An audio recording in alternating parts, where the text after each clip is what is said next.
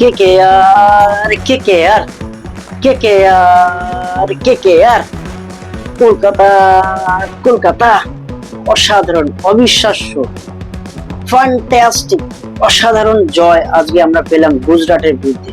Tata IPL 2026-এর 60তম ম্যাচে কলকাতা বনাম গুজরাটে আমরা 29 রানে অর্থাৎ কেকেআর 29 রানের একটা বিশাল জয় কিন্তু অর্জন করেছে। কেকেআর এর আর 3টে ম্যাচে কিন্তু 3টেই জয় করতে হতো, তার প্রথম ম্যাচে আজকে আমরা জিতে গেছি এবং আমরা কিন্তু প্লে অফসের যে দৌড় সেটাতে কিন্তু আমরা এখনো টিকে আছি। এখনো আমাদের ক্যালকুলেশনে বলছে হয়তো আমরা ভালো খেললে, আরো পরবর্তী দুটো ম্যাচ যদি আরো ভালো খেলি তাহলে কিন্তু আমরা প্লে অফে উঠতে পারি। আজকের যে জয়টা এটা কিন্তু মাস্ট উইনিং ম্যাচ ছিল এবং সেই মাস্ট উইনিং ম্যাচে আমরা জয় পেলাম। আজকের জয়ের যে নায়ক তারা অসাধারণ খেলেছে, তাদের খেলা দেখে অভিভূত, সত্যি খুব সুন্দর। এই জন্য কলকাতায় একটা ঝড় উঠলো আজকে, কাল বৈশাখী ঝড়, ফিন অ্যালেন ঝড়। ফিন দ্য অ্যালেন, ফ্যান্টাস্টিক অ্যালেন, অসাধারণ খেলেছেন আজকে ফিন অ্যালেন। তার এই ম্যাচটা যেন লেখা থাকবে স্বর্ণাক্ষরে কলকাতা নাইট রাইডার্সের প্রত্যেকটা হিস্ট্রিতে। এই ফিন অ্যালেন কিন্তু এই যে ইডেন গার্ডেন্স মাঠটা খুব পছন্দ করেন। তিনি 2026 সালের টি-20 ওয়ার্ল্ড কাপে এই ম্যাচে 5ই মার্চ সেঞ্চুরি করেন সাউথ আফ্রিকার বিরুদ্ধে মাত্র 33 বলে। আজকে ঠিক সেটারই রেপ্লিকা হতে যাচ্ছিল, কিন্তু দুর্ভাগ্যবশত তিনি কিন্তু আর এগাতে পারেননি। তিনি আটকে যান 93 রান। তবু এই 93 রানটা যেন মনে হচ্ছে যে সেঞ্চুরি বরাবর। তিনি 93 রান করেন 35 বলে। অসাধারণ, অসাধারণ ফিন অ্যালেন। 10টা ছক্কা, 4টে চার। বাউন্ডারির থেকে ওভার বাউন্ডারির পরিমাণ বেশি। তার স্ট্রাইক রেট 200-র উপরে, 265 তার স্ট্রাইক রেট। ভাবা যায় ফিন অ্যালেন আজকে একা হাতে যেভাবে ম্যাচটাকে এগিয়ে নিয়ে গেছেন সেটা বলে আর শেষ করার মতো নয়। অসাধারণ খেলেছেন ফিন অ্যালেন আজকে। ফিন অ্যালেন তুমি সেরা হয়ে থাকবে, হয়তো কলকাতা টিমে পাকা হয়ে থাকবে তুমি নেক্সট ইয়ারের জন্য। ফিন অ্যালেন খুব কম প্রাইসে কিন্তু কলকাতা তাকে কিনেছে। কলকাতা অপশন খুঁজছিল একজন উইকেট কিপার ব্যাটার, সেখানে নিউজিল্যান্ডের দুজন টপ অর্ডার ব্যাটার এবং উইকেট কিপারকে পেয়ে গেল, Tim Seifert and Finn Allen. সেখানে ফিন অ্যালেন কিন্তু একটা বর হিসেবে চলে এলো আমাদের কলকাতাতে। আজকে ম্যাচের ম্যাচ নায়ক আমি বলবো ফিন অ্যালেনকে, এবং তিনি কিন্তু প্লেয়ার অফ দ্য ম্যাচ হওয়ার দাবিদার। এবং 2 নম্বরে বলবো Angkrish Raghuvanshi, Indian player, Indian তরুণ তুর্কি, 21 বছর বয়স মাত্র। 21 বছর বয়সে যে কি খেলা দেখাচ্ছেন তিনি। এবং আজকে তিনি তার ইন্টারভিউতে বলেছেন পোস্ট ম্যাচ প্রেজেন্টেশনে যে আমার গুরু অভিষেক নাইয়ার আমাকে 1000টা করে বল প্র্যাকটিস করান, 1000টা বল দিনে। ভাবা যায় অসাধারণ তার এই প্র্যাকটিস লেভেল, তার এই ডেডিকেশন সত্যি ম্যাচে আমরা দেখতে পাই। কলকাতা নাইট রাইডার্স ম্যাচে এবং সে ডোমেস্টিক যেসব ম্যাচগুলো খেলে সেগুলোতে আমরা কিন্তু তার এই প্রতিফলন, তার এই প্র্যাকটিসের প্রতিফলন আমরা দেখতে পাই। কলকাতা কিন্তু আরো একটা নতুন প্লেয়ার, উদীয়মান প্লেয়ার তৈরি করতে যাচ্ছে এবং সে অলরেডি তৈরি হয়ে গেছে। এই আজকের হাফ সেঞ্চুরি নিয়ে এই টাটা আইপিএল 2026-এ তার 5ম হাফ সেঞ্চুরি সে করে ফেলেছে। অসাধারণ খেলেছে। রঘুবংশী 44 বলে 82 রান করেছে, 7খানা ছক্কা, 4খানা চার মেরেছে, 186 তার স্ট্রাইক রেট। অসম্ভব ভালো খেলেছে। সাথে আর একজন প্লেয়ার ক্যামেরন গ্রিন, সত্যি টাটা আইপিএল 2026-এর সব থেকে দামি প্লেয়ার। সেই দামি প্লেয়ারকে নিয়ে অনেক প্রশ্ন উঠছিল, কিন্তু অনেক ট্রোলাররা কলকাতার তারা ট্রোল করছিল যে এত দাম দিয়ে কেনার কি প্রয়োজন। সত্যি কি কেকেআর ম্যানেজমেন্ট তারা রিটেন করতে পারে না? এত দাম দিয়ে বিট করতে হবে ক্যামেরন গ্রিনের মতো প্লেয়ারকে? তিনি কিন্তু দেখাচ্ছেন আসতে, হয়তো তার এই পুরো সিজনটা ভালো যায়নি, কিন্তু আজকের ম্যাচে তিনি কিন্তু দেখিয়ে দিয়েছেন। 52 রান করেছেন 28 বলে, 4টে ছক্কা এবং 3টে চার মেরেছেন, 185 তার স্ট্রাইক রেট। এই 3 জনের সর্বসাফল্যে কিন্তু আজকে কেকেআর এর টোটাল দ্বারা 247-এ 2 উইকেটে 20 ওভার শেষে এই যে রান টোটালটা করেছে কলকাতা, এটা কিন্তু কলকাতাকে জেতানোর জন্য যথেষ্ট ছিল। যদি 220 নিচে করতো তাহলে কিন্তু এখানে গুজরাট টাইটেন্স চেস করে দিত। গুজরাট টাইটেন্স অলরেডি 4 উইকেট হারিয়ে 20 ওভারে 218 রান করে দিয়েছে। তো এক্ষেত্রে যদি 220 বা 215-20 মধ্যে থাকতো তাহলে কিন্তু আজকে কলকাতা এই ম্যাচটা হাতছাড়া করে ফেলতো। এক্ষেত্রে ভাগ্য সুপ্রসন্ন ছিল যে আমরা 247-এর মতো একটা বড় স্কোর আমরা দাঁড় করতে পেরেছি। আর এটা এই সিজনে কিন্তু আমাদের থার্ড হাইয়েস্ট স্কোর। অসাধারণ খেলেছে কলকাতার প্রত্যেকটা ব্যাটার্স, 3জন ব্যাটার্স। আজকে রাহান অর্থাৎ আমাদের ক্যাপ্টেন অজিঙ্কা রাহানের কথাই বলবো, তিনি কিন্তু ভালো খেলতে পারেননি, ফর্ম তার এখন নেই। তবে বলবো আপনি আর আসবেন না, আপনি আর ওপেন করতে আসবেন না, আপনি নিজে ক্যাপ্টেন বলে নিজে ওপেন করবেন। এক্ষেত্রে কিন্তু মারকুটে ব্যাটিং প্রথম থেকেই করতে হবে, ঠিক যেমন আঙ্কিশ রঘুবংশী এবং ফিন অ্যালেন করে গেছে। সাথে আমরা এর আগে দেখতাম সুনীল নারিনকে, সে কিন্তু এসেই মারার চেষ্টা করতো। তো আজকের যে ম্যাচটা বলবো অসাধারণ খেলেছে আমাদের 3টে প্লেয়ার এবং 29 রানের এই জয়টা ছিনিয়ে নিয়ে এসছে মাস্ট উইনিং গেম। অন্যদিকে গুজরাটের বোলিং লাইন আপ যদি দেখি আমরা, তাহলে মোহাম্মদ সিরাজ সে কিন্তু একটা উইকেট নিয়েছে, 4 ওভারে 50 রান দিয়েছে। অনেক এক্সপেন্সিভ, আজকে কিন্তু বেশ মূল্যবান হয়ে গেছে এই ম্যাচটা। সে ইকোনমি তার 12.5। কাগিসো রাবাডা অসাধারণ বোলার, কিন্তু সে সব থেকে হাইয়েস্ট স্পিডে বল করেন।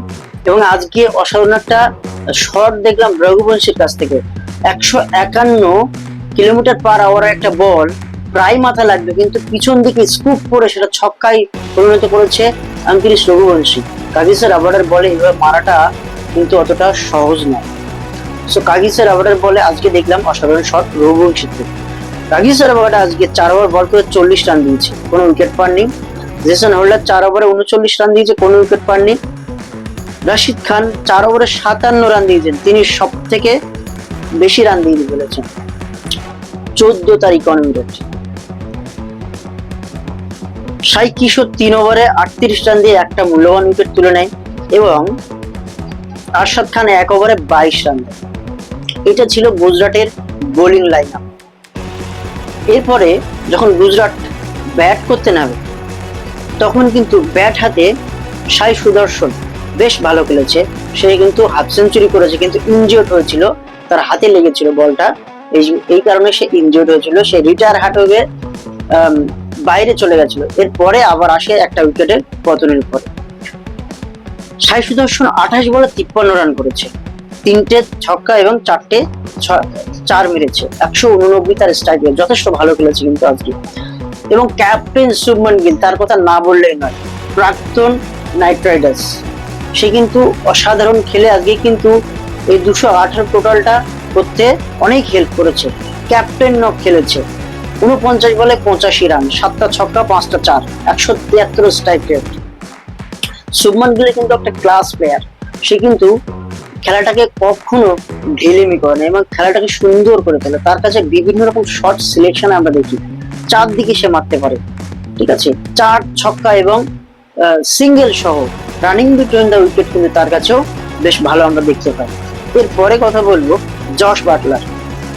জশ বাটলার কিন্তু 35 বলে 57 রান করেছে, টিকে ছিল ক্রিজে এবং মাঝে মাঝে বেশ ভালোই মারছিল তার ছক্কা। সে কিন্তু 2টো ছক্কা এবং 5টা চার মেরে 162 তার স্ট্রাইক রেট। এই 3জন প্লেয়ার কিন্তু বেশ ভালো খেলেছে, তবু তারা শেষ রক্ষা করতে পারেনি। আর এই ম্যাচটা কিন্তু কলকাতার জন্য খুব ইম্পর্টেন্ট ছিল। শুভমান গিল পোস্ট ম্যাচ প্রেজেন্টেশনে বলেছেন যে এই ম্যাচটা আমরা ডিজার্ভ করি না, এই ম্যাচটা যেটা আমরা ডিজার্ভ করি না, কারণ এতটাই ক্যাচ মিস করেছে, 5-6টা ক্যাচ মিস হলে সেই ম্যাচটা কিন্তু আর জেতা যায় না। এই জন্যে যে ম্যাচে বলে ক্যাচ উইন দ্য ম্যাচ, যদি একটা ক্যাচ ফেলি তাহলে হয়তো ম্যাচটাই চলে গেল। ঠিক আমরা যেরকম প্রত্যেকটা ম্যাচে দেখি, আমরা কিন্তু ওয়ার্ল্ড কাপ টি20 ওয়ার্ল্ড কাপের 2024 ফাইনালে দেখেছিলাম সূর্য কুমার যাদব যে ক্যাচটা, তার জন্যই কিন্তু ডেভিড মিলার আউট হয়ে গেছিল এবং ইন্ডিয়া কাপ পেয়েছিল। ঠিক সেরকম আজকে গুজরাট বনাম কলকাতার ম্যাচে গুজরাট টাইটেন্স যে কটা ক্যাচ ছেড়েছে তার জন্যই কিন্তু আজকে তারা হেরে গেছে। যদি এই ক্যাচগুলো ঠিকঠাক ধরে নিতে পারতো ফিন অ্যালেনের 3টে ক্যাচ, তাহলে কিন্তু এত রান হয়তো হতো না এবং খুব সহজে হয়তো কলকাতাকে হারিয়ে দিতে পারতো গুজরাট। তো যেটা হয় ভালোর জন্য হয়, কলকাতার ফ্যান্সদের জন্য এটা অনেক বড় একটা সুখবর যে কলকাতা জিতে গেছে এবং কলকাতা আগামী দুটো ম্যাচ খেলবে। আগামী দুটো ম্যাচে তাকে জিততেই হবে এবং সেই দুটো ম্যাচে ভালো স্ট্রাইক রান রেট নিয়ে কিন্তু জিততে হবে কলকাতাকে। কলকাতার জন্য অনেক শুভকামনা। 29 রানে এই ম্যাচটা জিতে নিয়েছে কলকাতা এবং কলকাতা ফ্যানদের অনেক বড় একটা দিন আজকে। আজকের রাতটা বেশ স্বস্তিতে ঘুমাবে কলকাতার ফ্যান।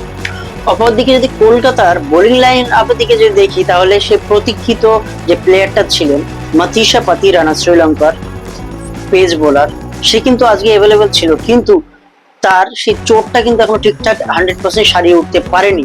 আবারও সে চোট পেয়ে বাইরে চলে যায়।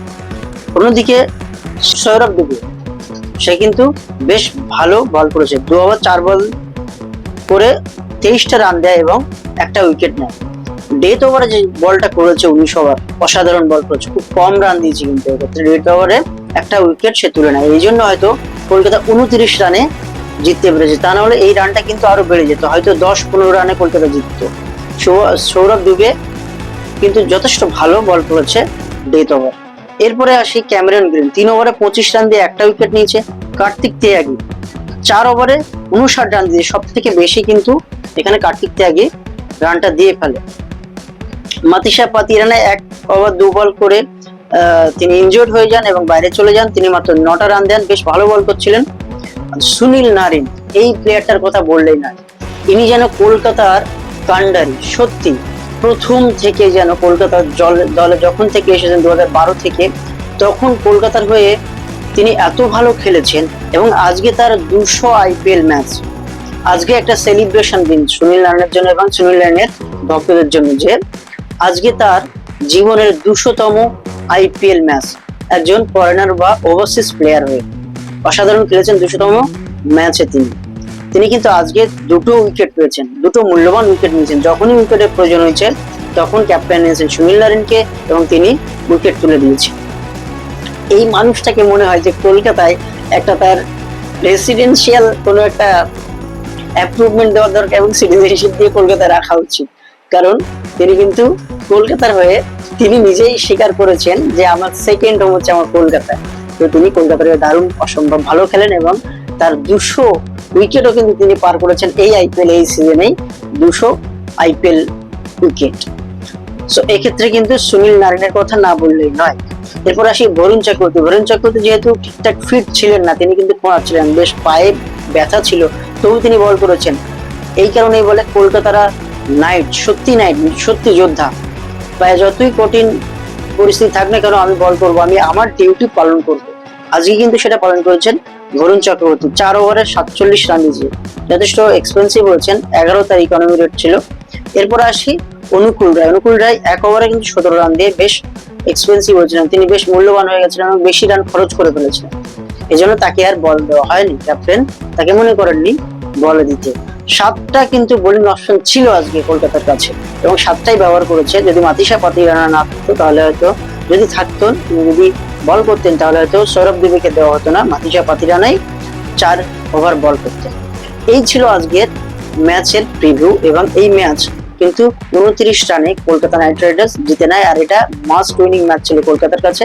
কলকাতা তারা করে দেখিয়েছে, করেছে এবং লড়েছে, সাথে জিতেছে। আমি KKR, আমরা KKR।